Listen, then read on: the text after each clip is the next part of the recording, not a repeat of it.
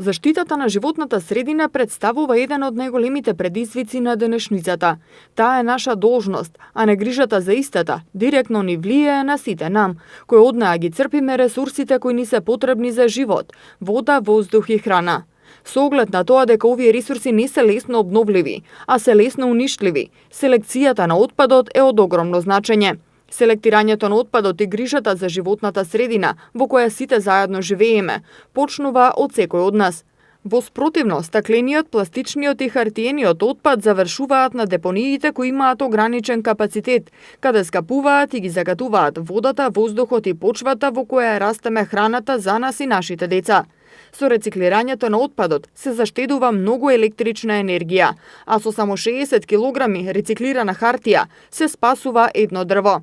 Најновото истражување, направено од страна на компанијата Пакомак во текот на февруари годинава, покажува дека е зголемена свеста кај граѓаните за селектирање отпад, но младите од 18 до 30 години во значително помал број селектираат отпад.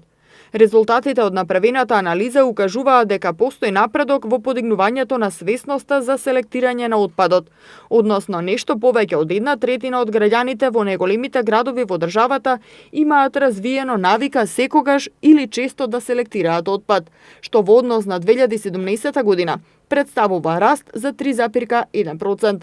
Тоа значи дека 4 од 10 граѓани секогаш или често селектираат отпад.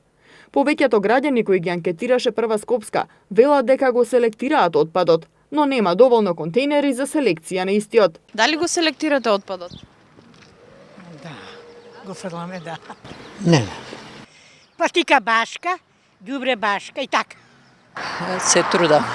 Морам да признам, не баш, ама се трудам. Па имаме ние оној бункер што е контейнер, као бункер, во него. Тука нема друго, нема за селекција.